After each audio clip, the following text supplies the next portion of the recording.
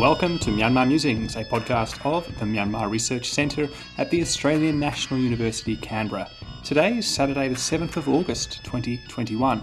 I'm Luke Corbin and I'm bringing you a live recorded seminar from the Myanmar Update 2021 conference that was held last month in Canberra, Australia, and online.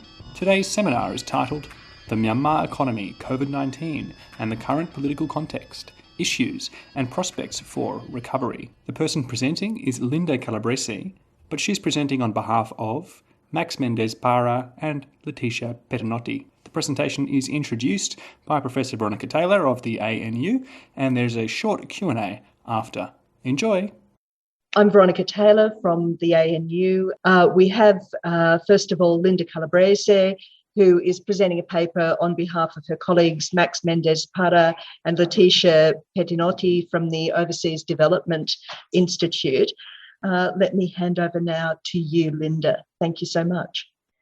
Thank you very much. And good afternoon, everyone, or good morning for those of you who are in my part of the world. I'm going to present this work on the Myanmar economy, COVID-19, and the current political context. Now, as a premise, this work was started by my colleagues and myself as a response to COVID-19. So what we wanted to do was we wanted to look at Myanmar's economic linkages internationally and the impact that COVID-19 was having on the economy. The idea being that the major countries that Myanmar deals with economically in trade and in investment and so on were affected a lot more. So how does that were affected a lot more by COVID-19. So how does that reflect on the Myanmar economy? And this was the premise. And then, of course, the current political crisis happened in February. And so we had to sort of, review our work and try to make it more action, more contextual. So what I'm going to do is I'm going to take you through this short outline. First, I'll give you a baseline on the Myanmar economy. I'll review the impact of the pandemic. I'll try to assess the sustainability of the current development model in light of the pandemic and prospects for building back better. And then finally, I'll consider implications of the coup, from which luckily we have heard a lot in the previous panel. So on the Myanmar economy itself, I'd like to highlight this because I don't think everyone in the audience is an economist, so maybe it's useful to have an initial overview of where things are. So in terms of, and I'm going to highlight the main aspects here. In terms of formal trade, in particular, we know that Myanmar has a trade basket that is not very diversified, but it's improving. So the country is an exporter of natural products, oil and gas, extractives, and so on. But in recent years, the trade basket has been diversifying with, for example, garment exports increasing quite a lot. And also in terms of trade partners, there's been a diversification. While previously trade was mainly conducted with Asian nations, in recent years, exports to the EU or to US, North American markets and so on has been increasing, especially because of the garment sector, but also in other areas. IC services is also has been also an area of growth, with tourism sector growing quite fast, maybe not being at the level of other Southeast Asian nations, but growing much faster. But at the same time, next to the formal trade, we have the illicit or illegal cross-border trade. So all those trading activities that, sort of fall under the radar and that are not really legal. So we know that Myanmar is a big producer of drugs and a big exporter of opium products, methamphetamines, amphetamine-type stimulants, and so on and so forth. So that's a big part of the economy.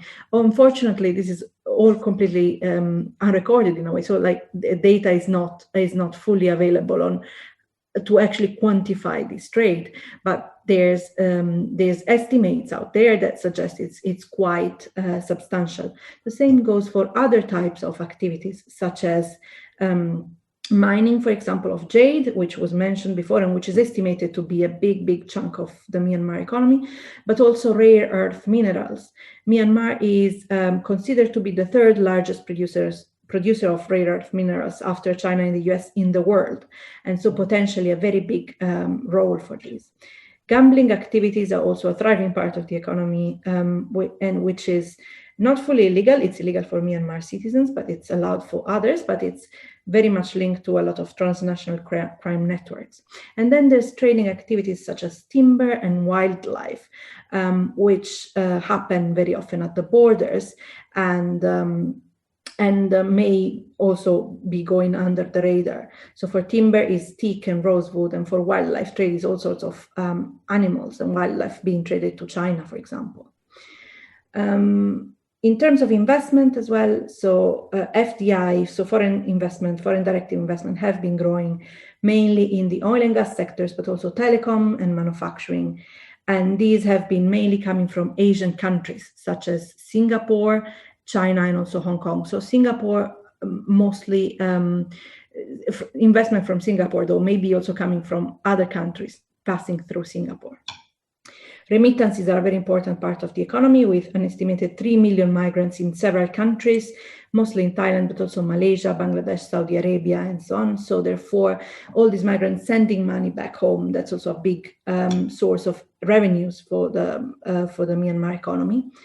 And then there's development finance with aid concessional finance, mainly coming from Japan, but also a lot of borrowing at non-concessional rates, so market rates from Japan itself, but also from China. This is data from the World Bank's Services Pension Initiative.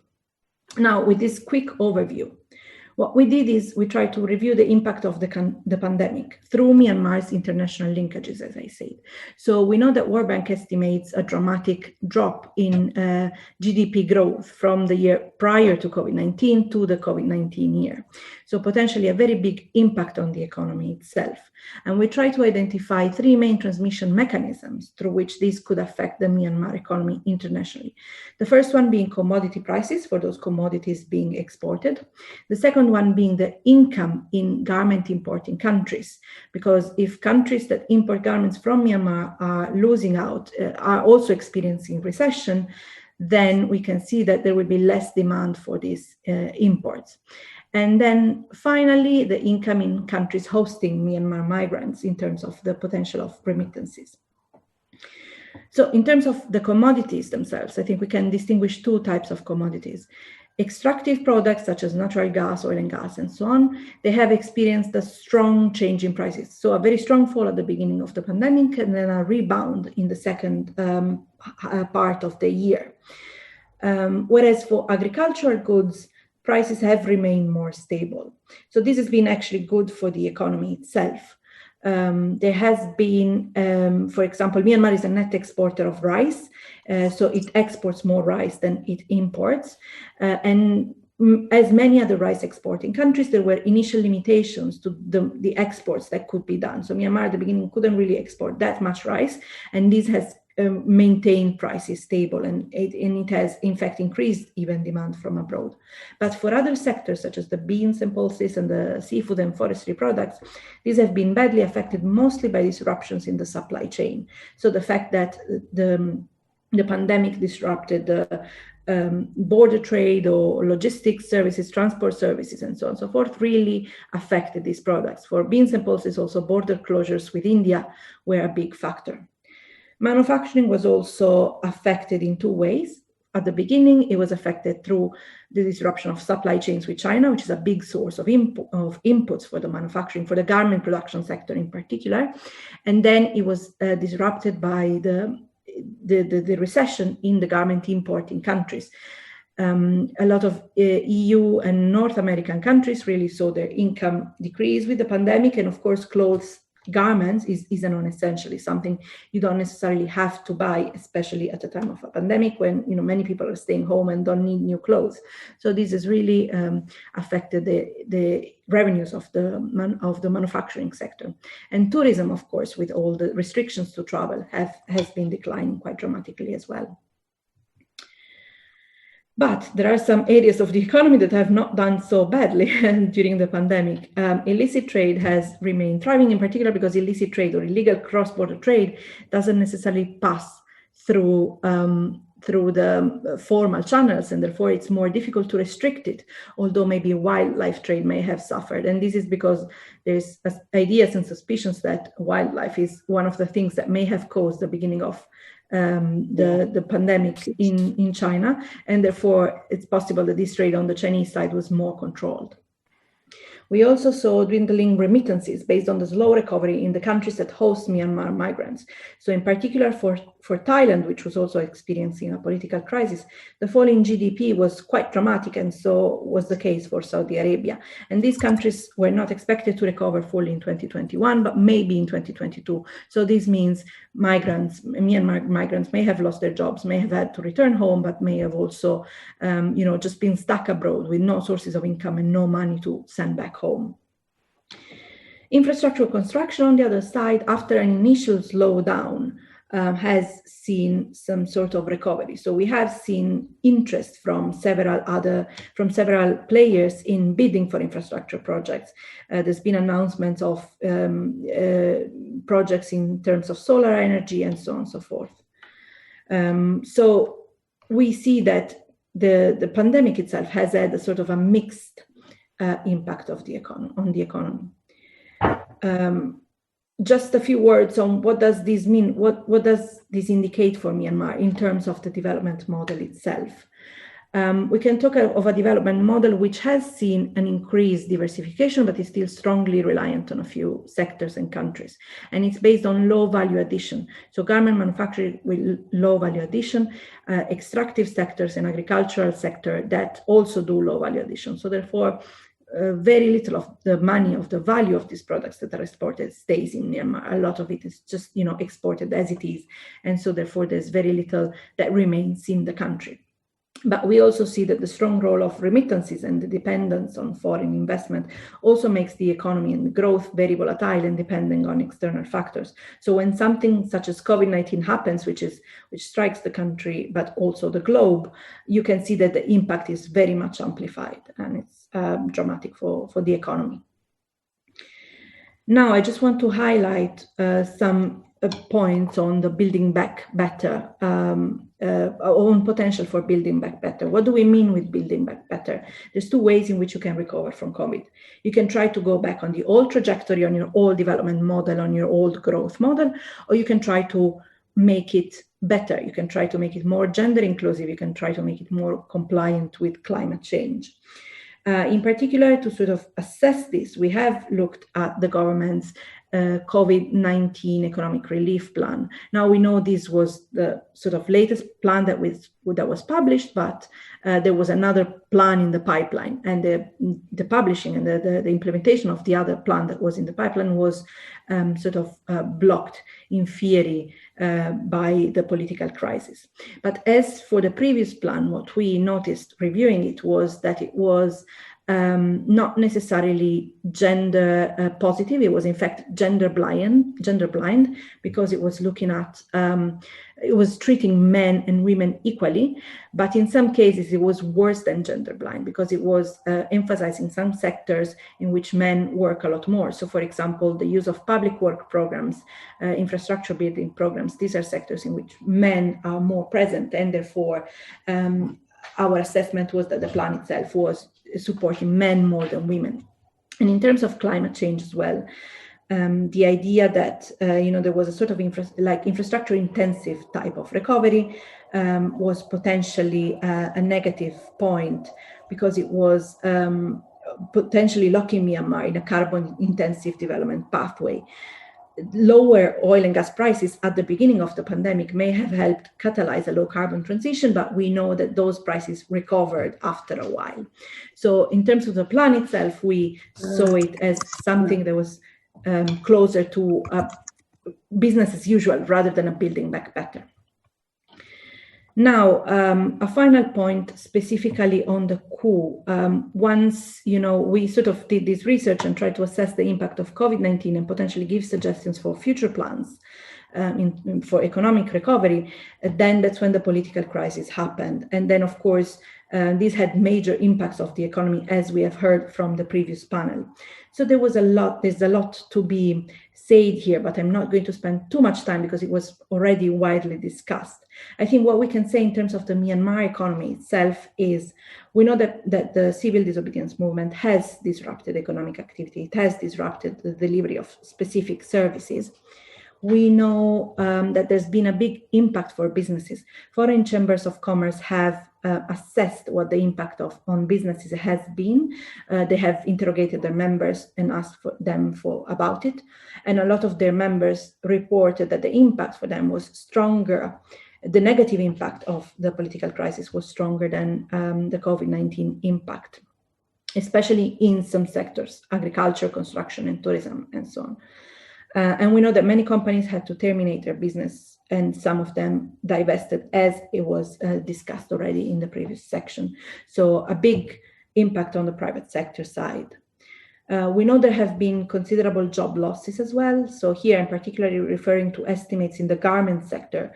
There were around 600,000 people employed in the garment sector prior to the political crisis, prior to the coup, and around 2/3 of them, I think, so around 400,000 have lost their jobs, with considerable impact on livelihoods. The chaos has also created further space for illicit border trade, which has been continuing as it was before, from the information that we got from being outside the country. However, we need to remember that illicit trade is, of course, illicit. So there's a lot of, under the radar revenues that come through it, but it also supports a lot of people who work in these activities. So it's also a source of livelihoods for many people. One area that seems to have, where work seems to have resumed almost as before, is in infrastructure construction. So we know that, for example, for the China-Myanmar economic corridor, there was a committee that has been reinstated for China-Myanmar cross-border economic cooperation zones as well. There's been a committee that's been reinstated to continue discussion on developing these infrastructure projects. So we see that there's a dialogue between infrastructure companies or financiers and implementation construction companies and the current government, the junta, which seems to be progressing on these infrastructure projects with unclear impact, which will be clarified, when we have more details on how these projects develop. And then again, as it was mentioned in the previous section, in the previous panel, there's been sanctions imposed by some countries, but these are currently targeting military members and their economic interests. So they're quite specifically targeted rather than broad-based sanction measures. So this was what we could, sort of assess from being outside the country. We haven't had access to Myanmar since the beginning of COVID-19. So our work is all based on secondary data. As economists, we really rely a lot on data. And there's been also very little data that's been produced since the beginning of the political crisis, since February, basically. So it's also been not easy for us to produce clear estimates on the impact, but this is the kind of summary we have come up with. And just to conclude on this, so going through this journey, looking at the baseline for the Myanmar economy, and then COVID-19, and finally the political crisis at the moment, what can we say? We can say that originally, to start with, Myanmar's development model was fragile, as I mentioned, but it has seen some progress in recent years, some diversification in its trade, some increased investment in new sectors, some structural transformation in the economy. COVID-19, unfortunately, has hit all that and has created huge challenges for the economy. And we had seen a potential for recovery in terms of business as usual, but very little attention, at least with the first sort of emergency and relief plan, very little attention to a building back better agenda, so to an agenda that was more compliant with gender issues and climate change issues. And then, of course, the coup and the current political crisis seems to have endangered all of these prospects of recovery and all of these plans for recovery that were in the pipeline. But the path ahead, therefore, is really not clear. So it's really not clear what will happen in the coming weeks and months in terms of recovery from COVID-19 and in terms of economic recovery in Myanmar. So I'm going to stop there and leave you with this. I'm very happy to receive thoughts, questions, and comments. Thank you. Thank you, Linda, and thank you so much for keeping to time. We really appreciate it. So we'll take a couple of questions first and give our panellists a chance to think about them. The first one is directed to Linda, and the question is, what do you think building back better could concretely look like in terms of projects for Myanmar? A second follow-on question is about comparisons with ASEAN. So other ASEAN countries plan to build back better by making the most of opportunities of the new FTA and RCEP frameworks. As the economy is running now, will Myanmar gain any benefits from RCEP, or will the potential benefits be lost by foreign direct investment being redirected elsewhere in the region? Great. So thank you very much. And let me start with these then. So specifically on building back better, I think when we talk about the building back better type of recovery, we include not only the economic stimulus, but also measures that improve social issues and that address climate change and environmental issues as well. So specifically in terms of which projects could be useful, in terms of gender, for example, or the social side anyway, we can think of projects that sort of support the most underprivileged groups in society. So if we're talking about women in particular, for example, projects that support sectors where women are mostly employed, and that could be the informal sector or the services sector and so on and so forth. It could mean specific measures that are directly targeting women, so cash transfers not given to families, but given to women in particular, because there may be an issue of access to these cash transfers within the household, right? So this is from the gender perspective. From the climate change perspective, we know that Myanmar is a country that's prone to extreme climate events. It's a country that is prone to floods and other issues that may affect the agricultural sector, and therefore in particular, a building back better agenda should have specific support for these areas and sectors. First of all, any recovery plan should have an explicit link to climate change and to extreme climate events, which didn't seem to be the case for the first plan I've seen. But also it should have support for the agricultural sector, for example, which is one where water resources management is very important and climate change issues are very important. On the RCEP in particular, so whether that is going to be a game changer for Myanmar, or whether it's going to provide a solution for Myanmar in any way.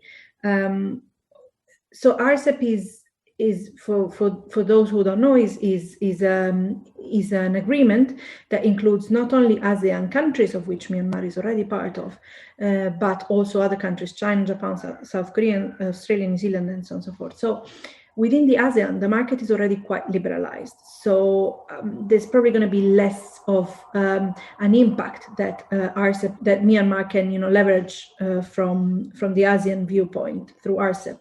But there's potentially an impact from dealing with the other countries, potentially receiving more investment through rules of origin and rules of accumulation rules within the RCEP agreement and so on and so forth. Now, the problem there is that there are still a lot of pending issues in terms of non-tariff barriers, in terms of sanitary, phytosanitary measures and so on and so forth within the RCEP agreement that may prevent Myanmar to benefit from it if these issues aren't addressed. So in order to receive further investment from other countries, these issues that prevent Myanmar from having a good trading relationship with some of the other countries that are part of the agreement, I think also need to be addressed. Thanks so much. This is a great segue. We have a question from the floor here in Canberra, so I'm going to invite Peter to the podium. I guess my question is for Linda. It's about the impact of the pandemic, maybe the economic impact of the coup as well. The initial impact was primarily urban, and that was loss of jobs, loss of income resulting from that. The post-coup economic disruptions probably have that characteristic too.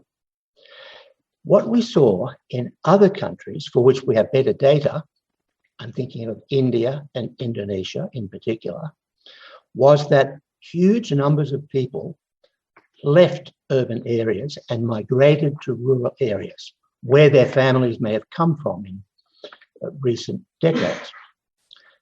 Effect has been a forcing down of wages for unskilled labor within rural areas.